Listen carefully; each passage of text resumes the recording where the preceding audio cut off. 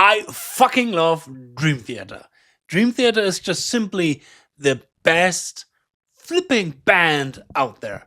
I love the music, I love the energy, I love the lore, I love the musicians, the virtuosity, everything. For me, Dream Theater is simply the most emotional music that is out there. And I'm not kidding, really. Dream Theater means the world for me. Really, the world. I wouldn't sit here and do these kind of things and would have a completely different life when there wouldn't be Dream Theater.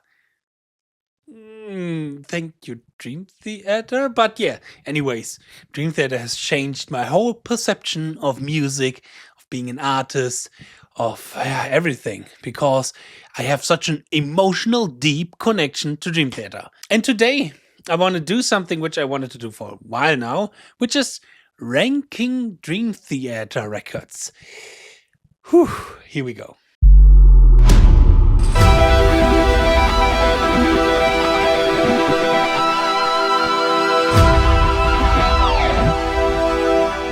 Hey Guitar Champion, what's going on? I'm 𝙎𝙤𝙢𝙚𝙦, back from my practice dojo, and welcome to today's video. Good evening, Future Justin here from the editing room, and this video is a talky video. So yeah, I talk a lot and there's not much playing, not much music, but these videos are perfect to grab a coffee, a tea, a beer, whatever, and especially grab your guitar and practice along with that video. Jam around, play around, practice your scales, practice your pick slanting, your latest exercise from my YouTube videos, from my Patreon, the ZEN of SPEEDPICKING Academy.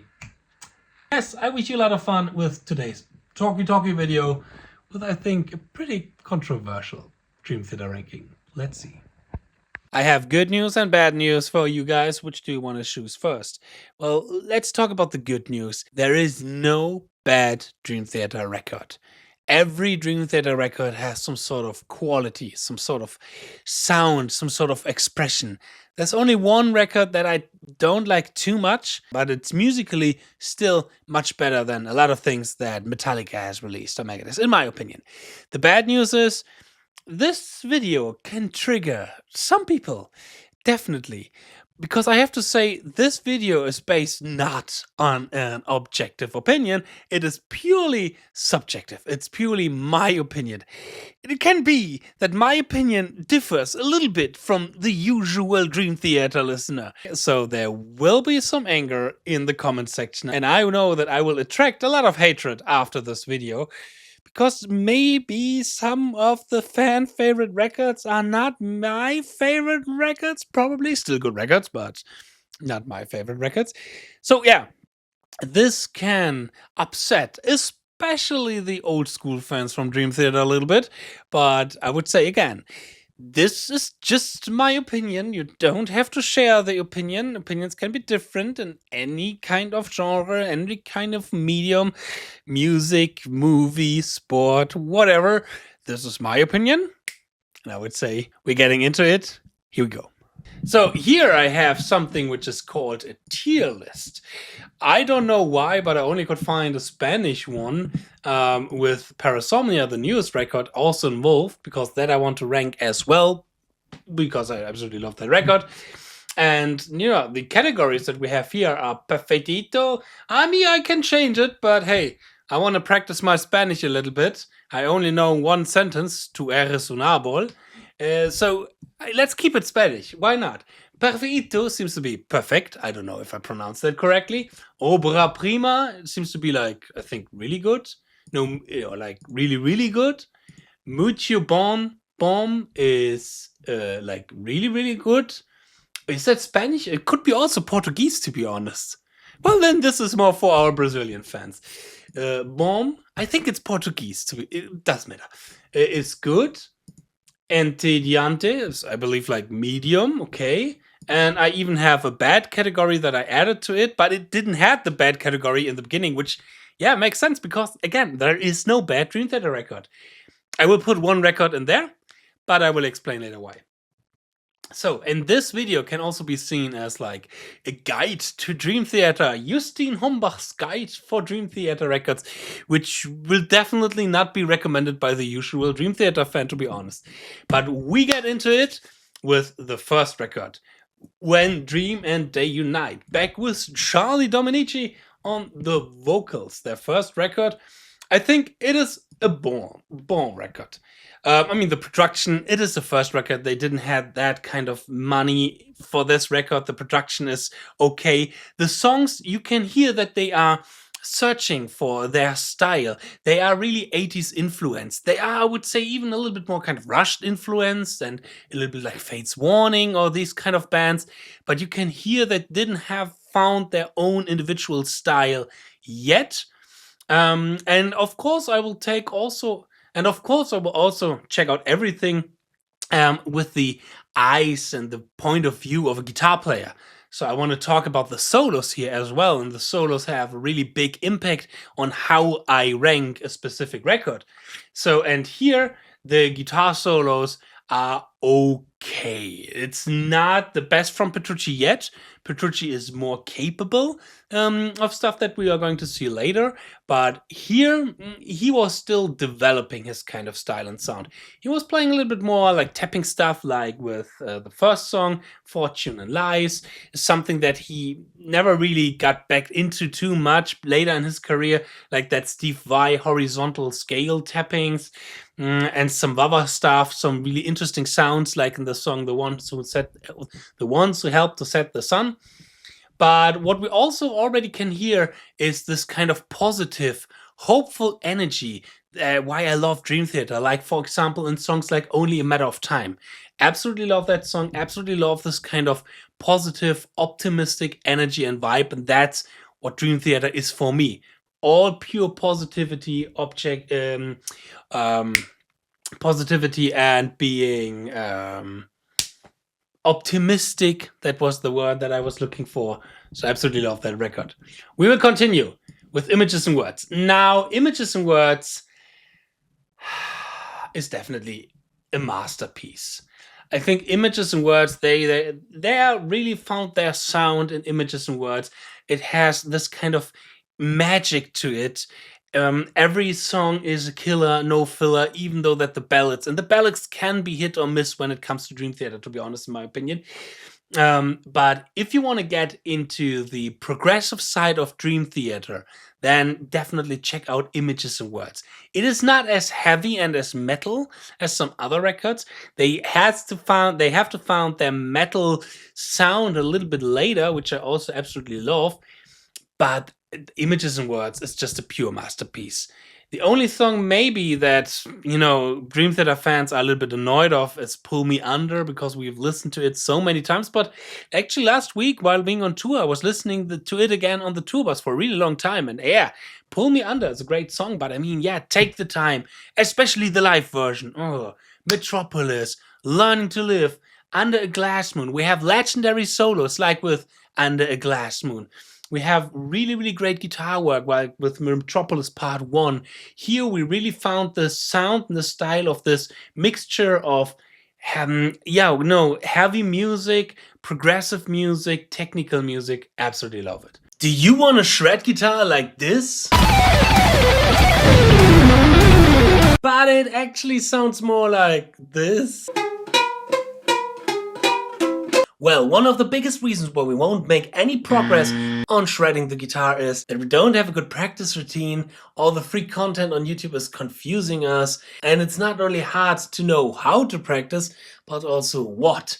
And therefore, I created the Gateway to Shred. Hi, I'm Mr. 𝗏𝗏, your shred coach for the next 30 days. The Gateway to Shred was designed to transform your playing in only 30 days. For the upcoming 4 weeks, we will have one lesson every day. And in those lessons, I will show you the perfect practice routine, how to boost your right hand speed picking technique, how to achieve incredible finger independency, and in the end, we have a big solo where we can test ourselves. Are we ready for the world of shred? And I can assume to you, yes, you will be ready to shred. Unlock your shred potential in only 4 weeks. Here's what we learn. In week 1, we have 1 lick, but 6 cool methods to master that lick. I will show you different tactics to spice up your practice routine so that working on your skills will never be boring again. In week number 2, it's all about the left hand. Develop left hand precision, finger independency, and speed with some laser focus exercises. Week number 3, we are going to master a right hand picking technique for an effortless but fast playing. finally start to understand terms like pick slanting, inside picking, outside picking, string skipping, and much more. In week number 4, we apply everything in a killer solo to see how it can all comes together in a musical context.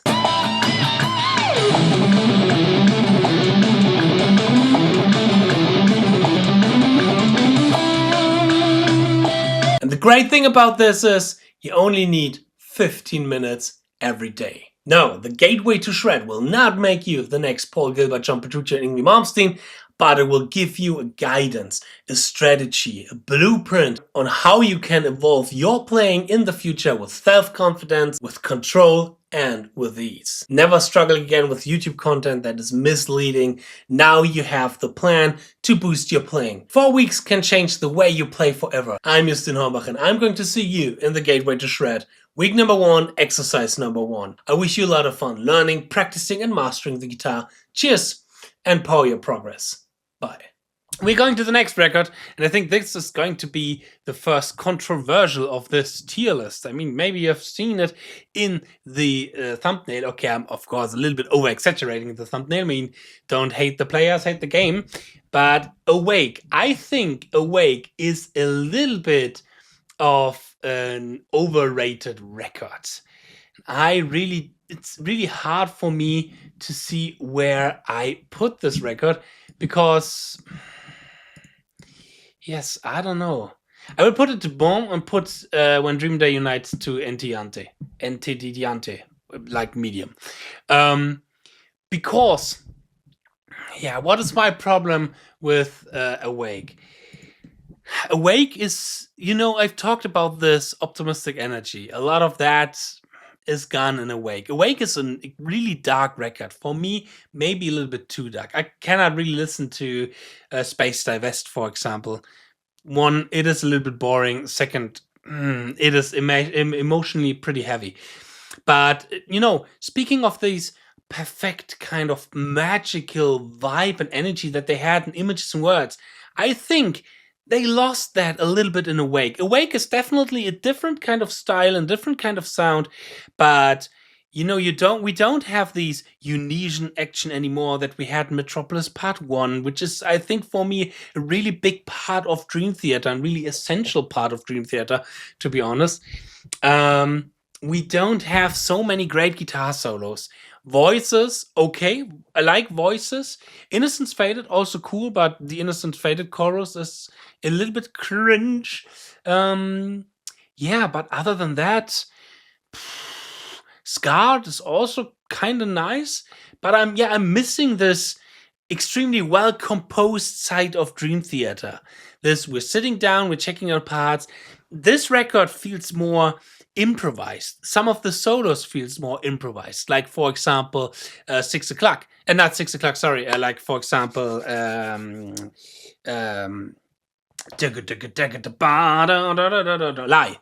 Lie, of course. I mean, Lie is also a solo that Petrucci never really recreates live like the record, so I assume that it's pretty much or pretty heavy improvised or like played on the spot. I mean, it has some good ideas, but I don't like it too much as most of the Dream Theater fans.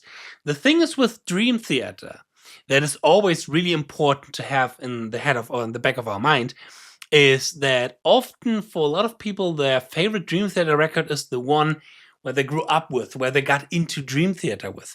And I know a lot of people who are now going, you know, towards their 50s, who are now in their mid-40s, and they discovered Dream Theater in 1994 or 1995 during the Awake era. And of course, Awake is then their most favorite record. I absolutely understand this, but for me, a little bit different. For me, it's just it's just good, but I think a little bit overrated, to be honest. Let's continue. Next, we have A Change of Seasons. It's not a real record. It's basically just one song. So it's really hard to judge because it's not a good, you know, it's not a record. It's not a full record. But if I would see only that song as a record, I would put it on Muito Bon, because A Change of Season is the first epic of Dream Theater. When with epic, we mean songs that are longer than 20 minutes. And I absolutely love that ending. It's so beautiful. I always share a tear in my eye when I listen to that ending. and the instrumental sections are again on point. It's the first record with 𝙬𝙗𝙢𝙢𝙚, not Kevin Moore anymore, and it is a really great song, a really great song. So we are going to Falling into Infinity.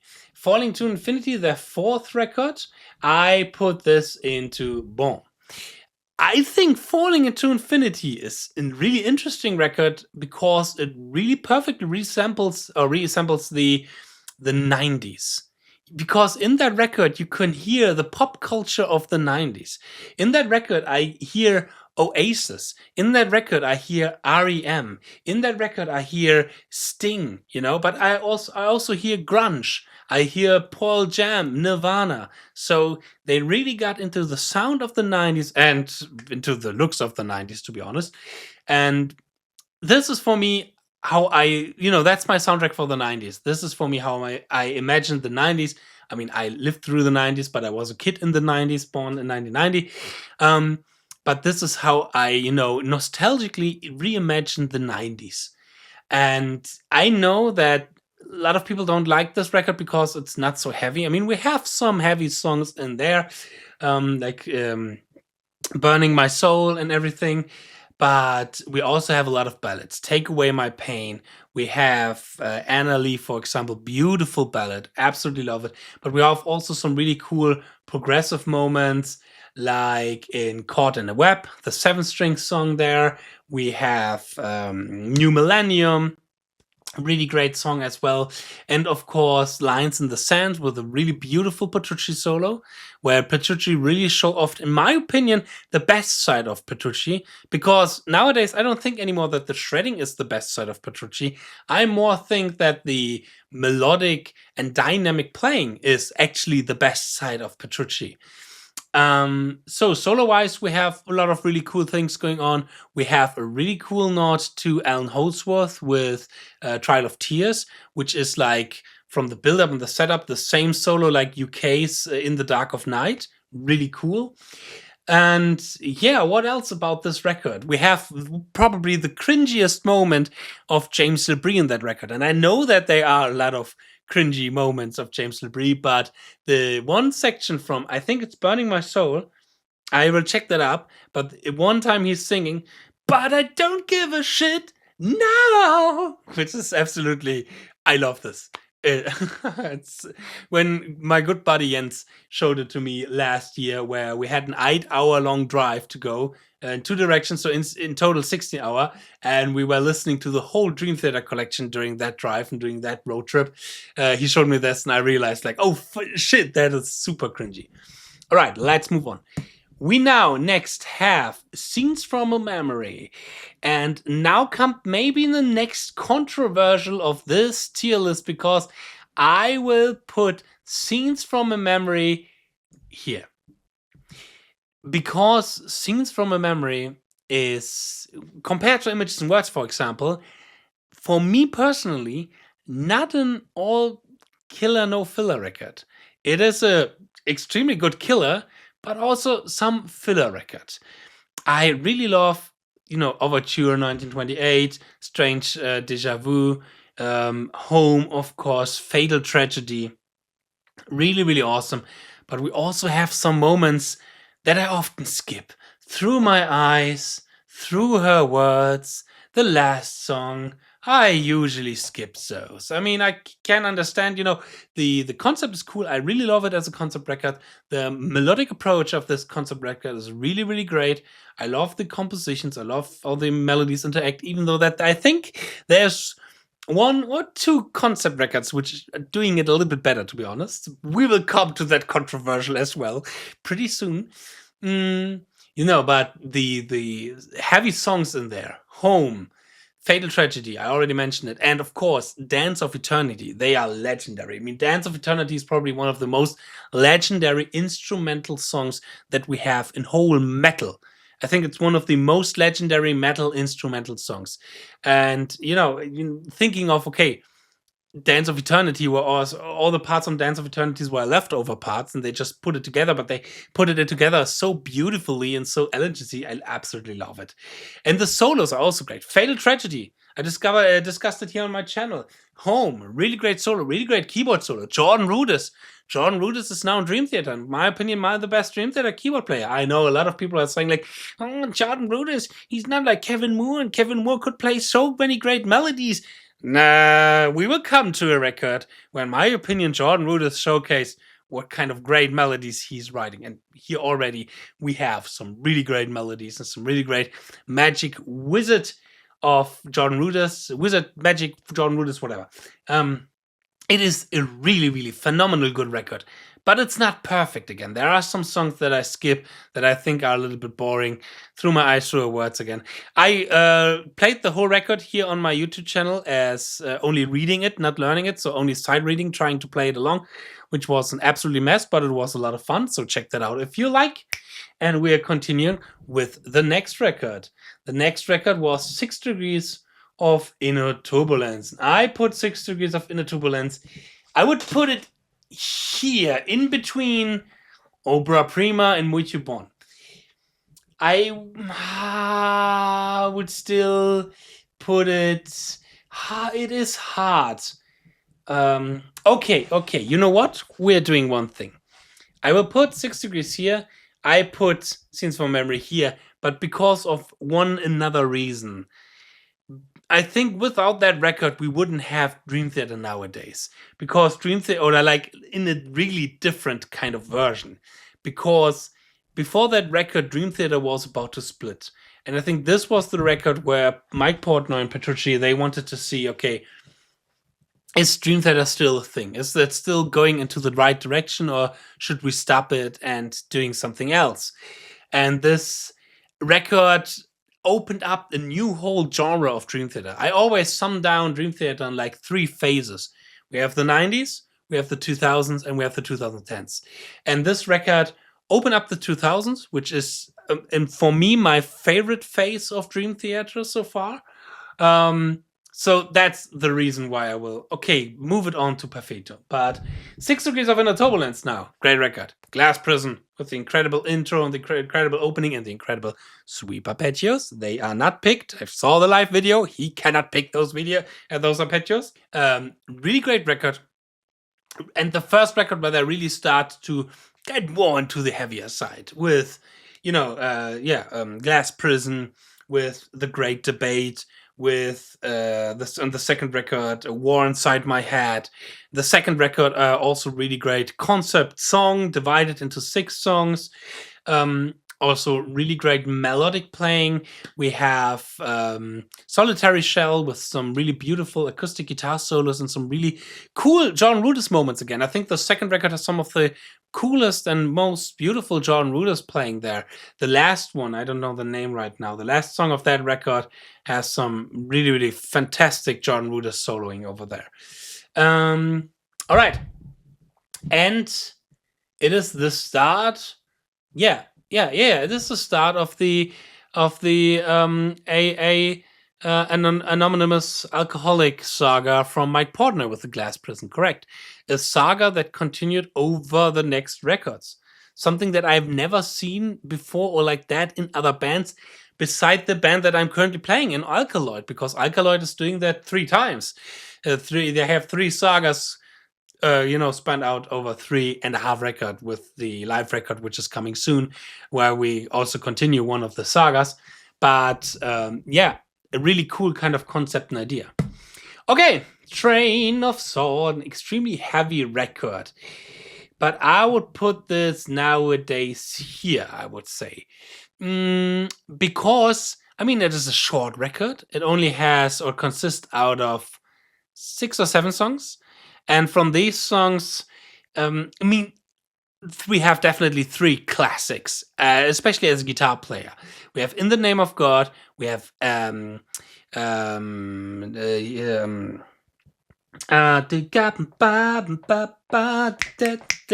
Stream of Consciousness, and we have As I Am. And I think on this record we start a new era of Petrucci as well, because here we now have the shred Petrucci, the full-on shred Petrucci. As I Am, great shred solo. What else? This Beyond This, and not Beyond This Life. I always forget the name of the second song. That is something that I have to look up really quickly because I always forget this name. Train of Thought. This Dying Soul. The ending of This Dying Soul. Pure shredalicious speed picking action. I absolutely love it, and it's a lot of fun to play. In the Name of God, really cool legato playing. We have down-tuned guitar the first time. We are now in the 2000s. We are now in new metal, of course. We need to have down-tuned guitars. We need to have a little bit of rapping here and there. And, I mean, scratched DJ stuff we already had in 6 Degrees of Inner Turbulence and The Glass Prison. But when you are a fan of shred and of heavy music, then I highly recommend this record. And this record was also one of the introductions for me to Dream Theater. I started listening to Dream Theater in 2005 with the next record, and especially the live record, which is the Live at Budokan. And the problem with some of the records that I've listened to that was it wasn't heavy enough for me because I was coming out of my Megadeth and Metallica phase, and this really hit the spot when it comes to heavy stuff because that record is fucking heavy. I absolutely love it. All right, and now we are coming, for me, to the most important record, to the most important song and the most important solo ever written in my whole life, the Octavarium. And for me, the Octavarium is perfect. That is subjective. I know that a lot of people started to get away from Dream Theater because of the Octavarium. I know that for a lot of people, the last record that they heard was Train of Thought, and after that, they lost interest in Dream Theater. But without the Octavarium, I wouldn't sit here. The Octavarium is, for me, it's my emotional anchor. Whenever I feel sad, whenever I feel depressed or something is happening in my life, I'm listening to the Octavarium. And I have one rule. You're only listening to the Octavarium when you're listening fully to the Octavarium, from start to beginning, to end. And after that, you're not allowed to listen to new music for 24 minutes. That's my rule when it comes to the Octavarium, because it's so precious. It is one of the most precious pieces of art for me out there. Really, I love the whole concept.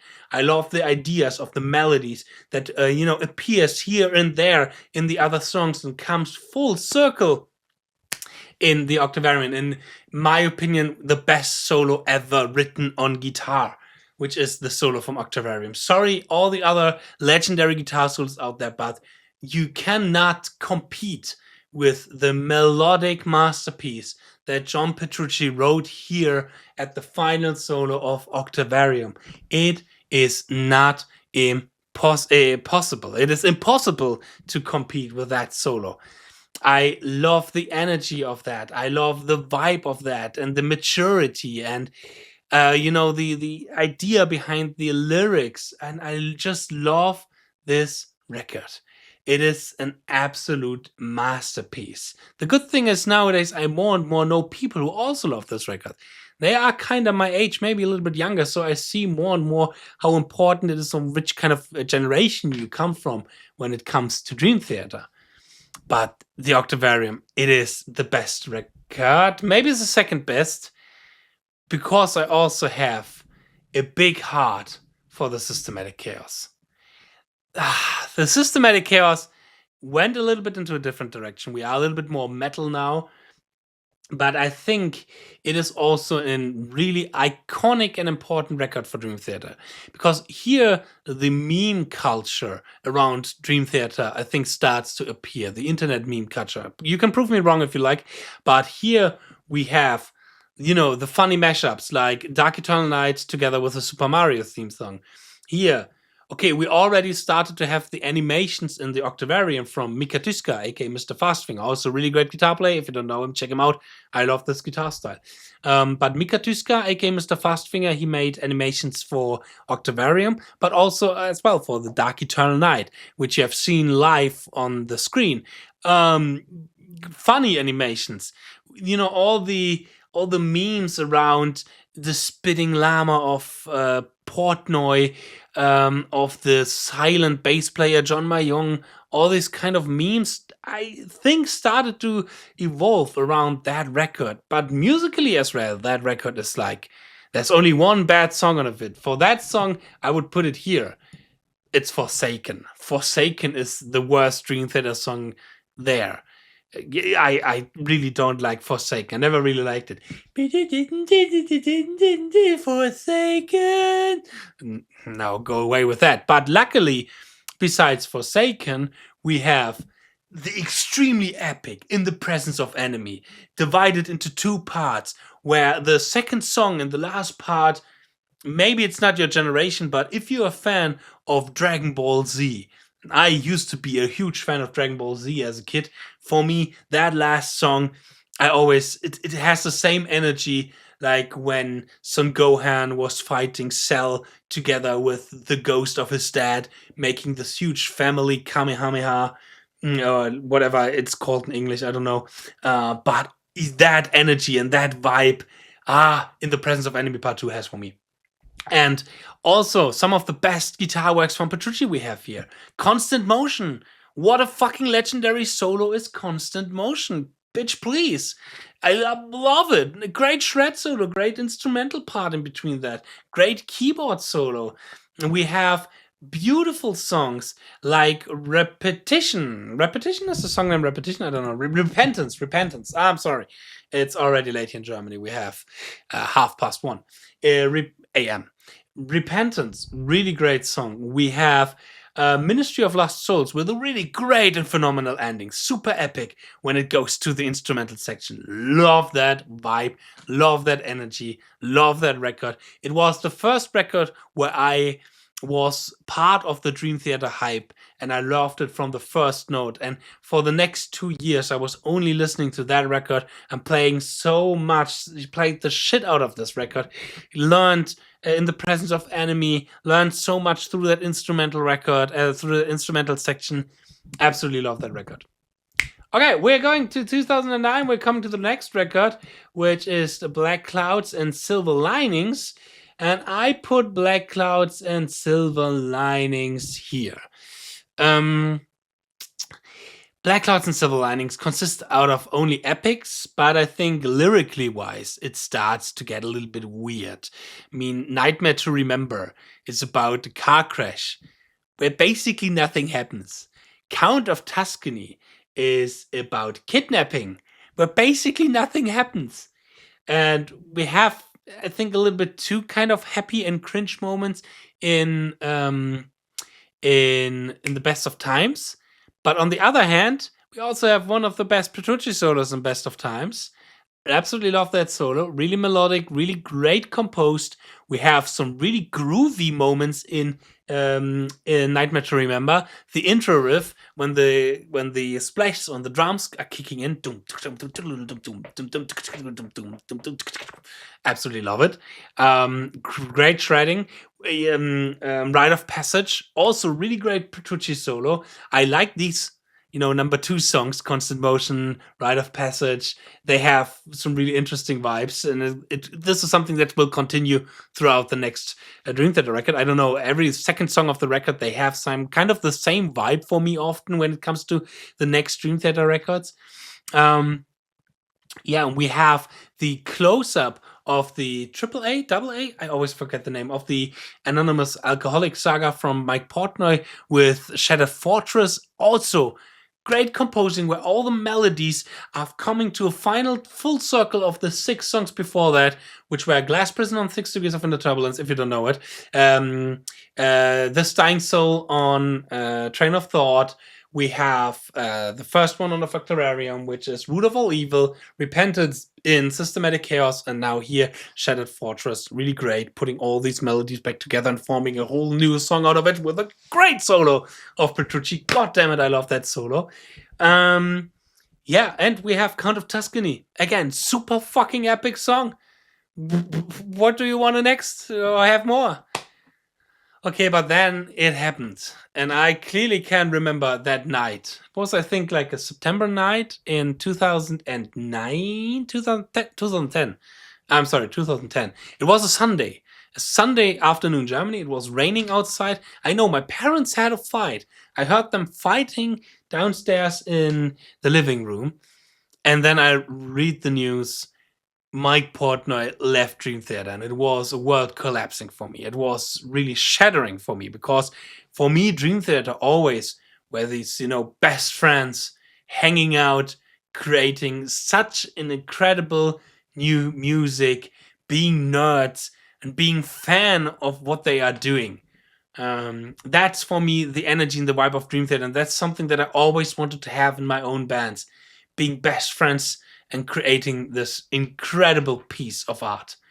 And it shattered for me. It was like, wow, I would never thought that these guys, they would split. Like when you have that couple in your high school or in university where you think like, oh, they will be together forever, and then they split. Or you by yourself just to be in a couple like that. I don't know. I'm not speaking for myself. And that was so devastating. But hey, we had to move forward. We had to look forward. We fans had to look and move forward more than Dream Theater. And then the whole audition thing happened, and everybody was wondering who's going to be the next Dream Theater drummer. Is it maybe, Marco Minnemann, the German one, great guy? Is it Virgil Donati, the Australian one, great guy, now living in Italy? Is it, I don't know, Thomas Lang, the Austrian guy, great guy? But in the end, it was Mike Mangini. And first I was a little bit skeptical, because I didn't like him too much on the audition. He was okay. But then a dramatic turn of events really was released. But before a dramatic turn of events was released at the whole record, they released On the Backs of Angel. And I remember being in the bus, driving into the city, listening to that song when it was released, downloading it, listening it on my MP3 player, and was thinking like, hell yeah, we're back on the road. That's the vibe. That's the energy that I want to have. That's the playing that I want to have. And for me, this is definitely here. It is an extremely good record. I'm sorry, but it is extremely good. The composings are all really, really good here.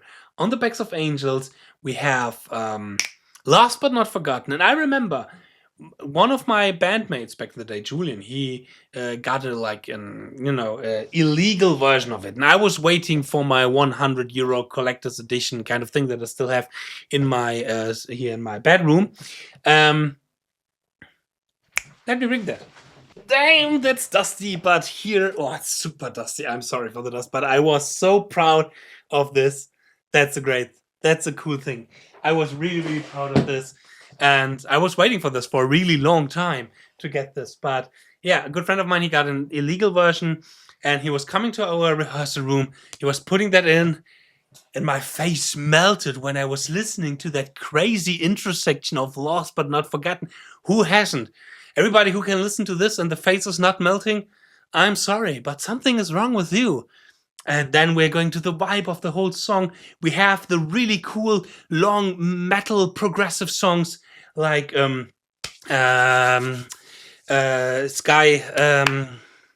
I have to look that up. So many Dream Theater names. I cannot remember everyone. Bridges in the Sky. Before I've looked it up, it come back to my mind. Bridges in the Sky. We have Outcry. We have the fantastic playing of Mike Mangini. Even though that I heard a lot of this music was already composed before Mike Mangini was coming in, but he's playing there really phenomenal. And I love watching live videos where he's performing this so perfectly and so flawlessly. There I knew, okay, Mangini is the guy. He's a man. He's really good.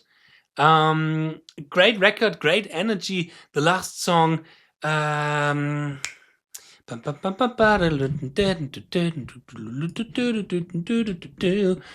is the name of that song again? Let me look it up real quickly for you. It has also a really great Dream Theater John Petrucci guitar solo. And I'm of course talking of Beneath Breaking All Illusions. That's right, because the last song is Beneath the Surface, and I really loved that as the last song because it feels like the closing credits.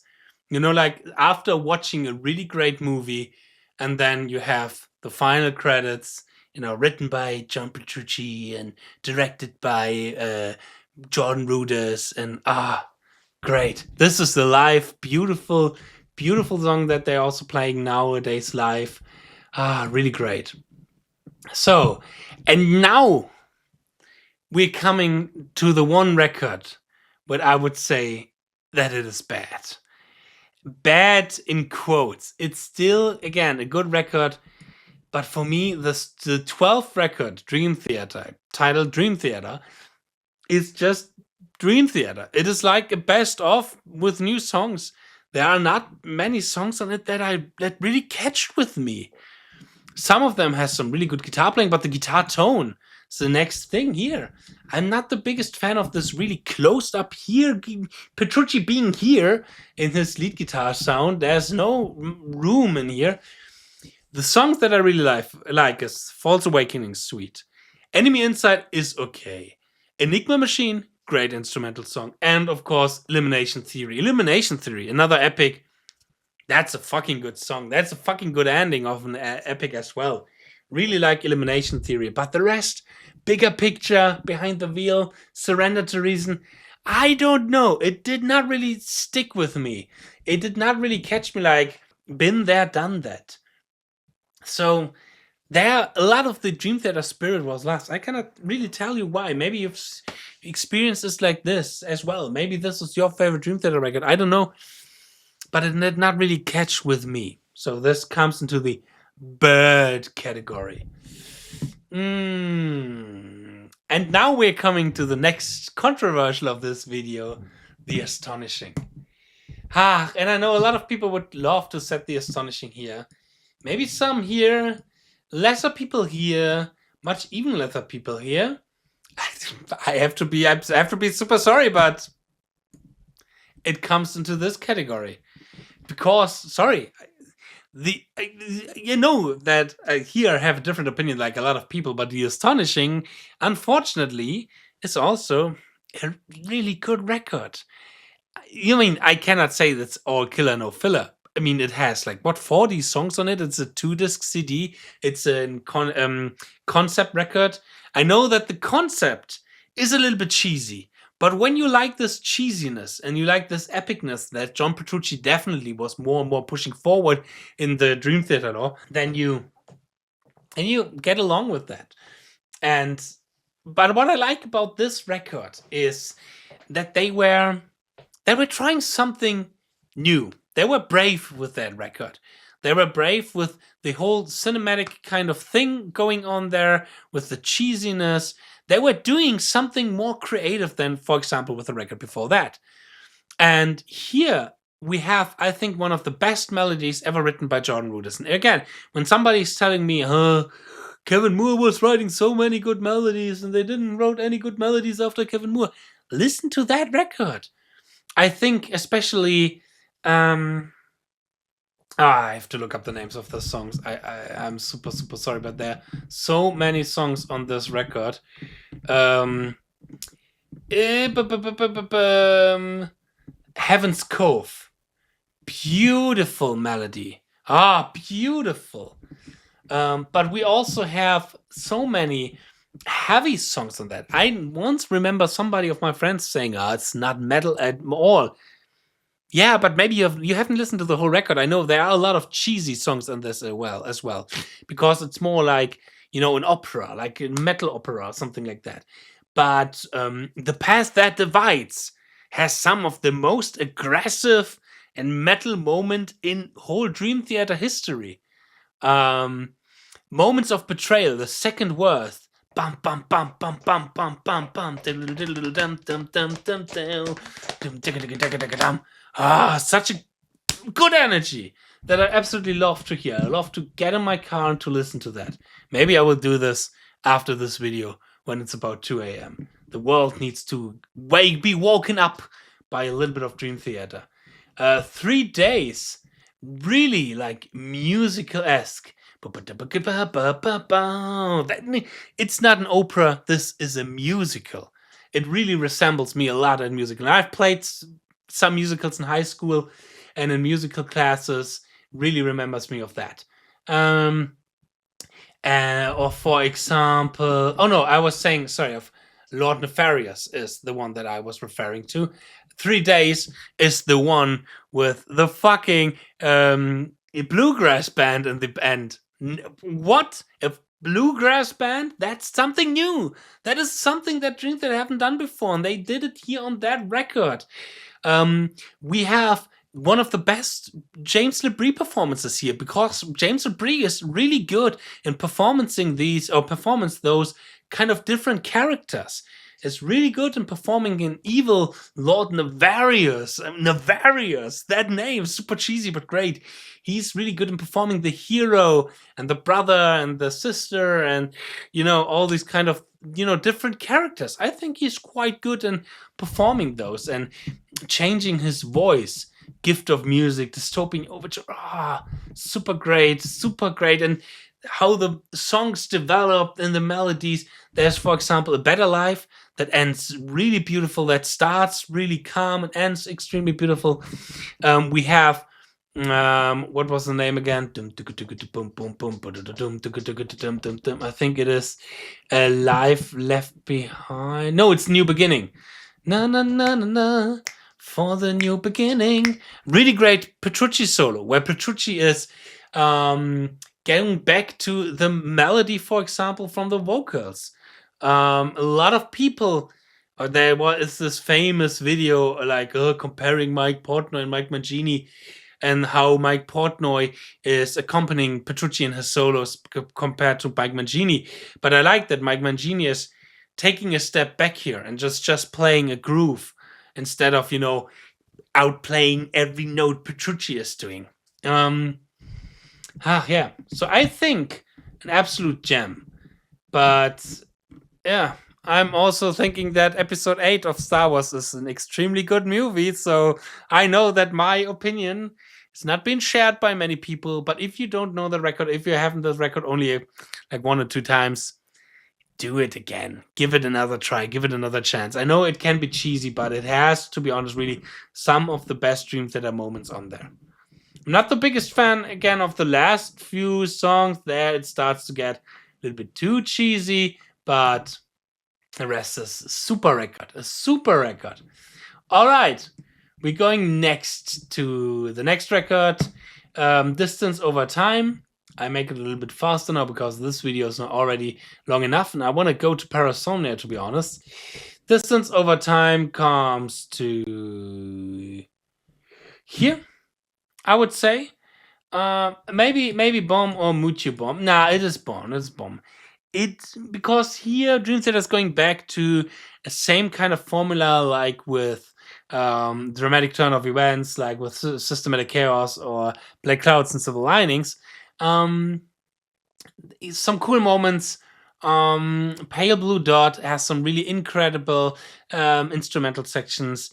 I like the first 3 songs. Well, the first song, Untethered Angel, great solo section, great middle part, but also Falling. I don't know the name, but it also started my career in being the first one to cover a Dream Theater song in under 24 hours with Falling.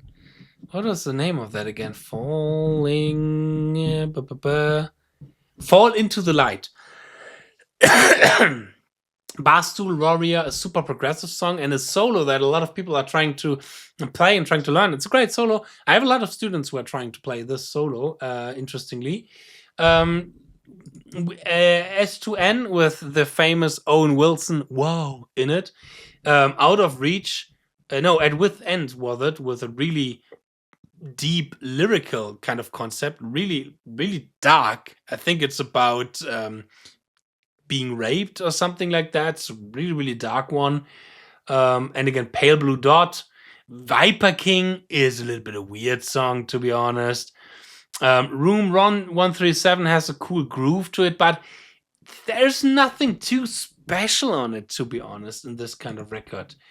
So now we continue with Dramatic Turn. Not dramatic.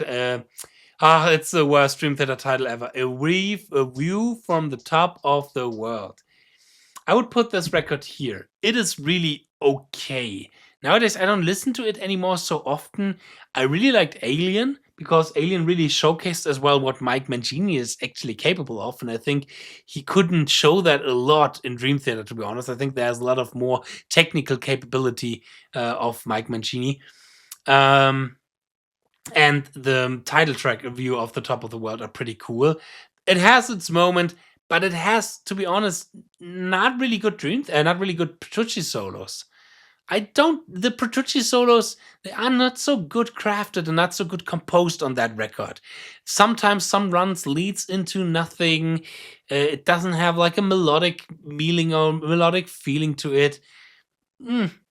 For me, nowadays, I liked it when it was coming out, but after a while, that's where more and more you can get a taste of how much you like a record. It faded into meaningless, so it is okay. And now, we're coming to the next big message. Mike Mangini is out of Dream Theater. And Mike Portnoy is back again.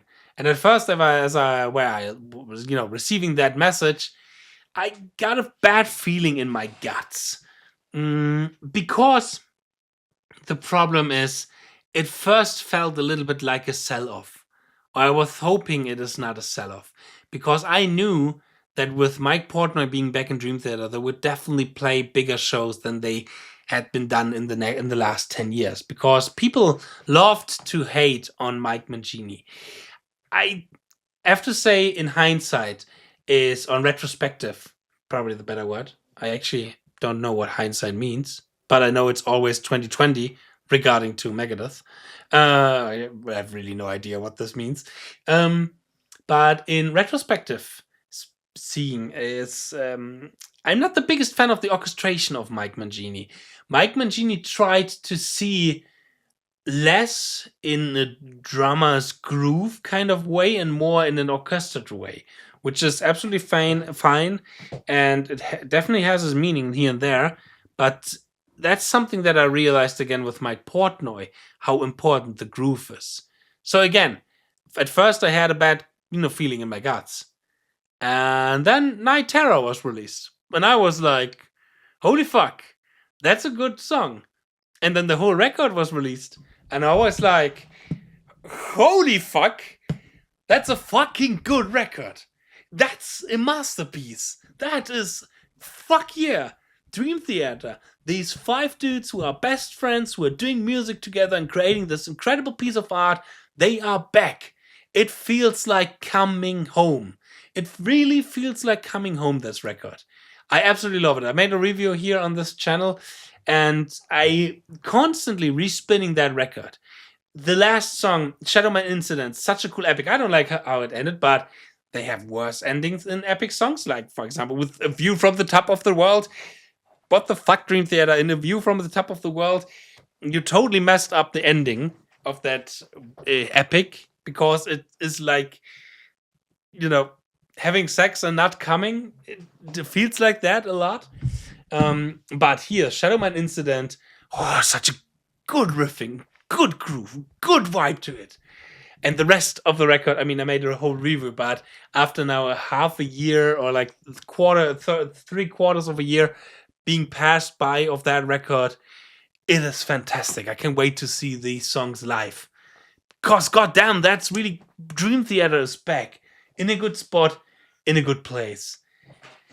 And I love them. I fucking love Dream Theater. So that's my Dream Theater tier list.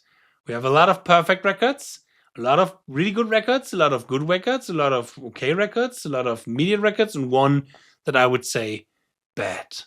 I assume that for most of the viewers, let me try to recreate how this would look for most of the viewers. It would be more like, probably like, this would definitely be here for most viewers.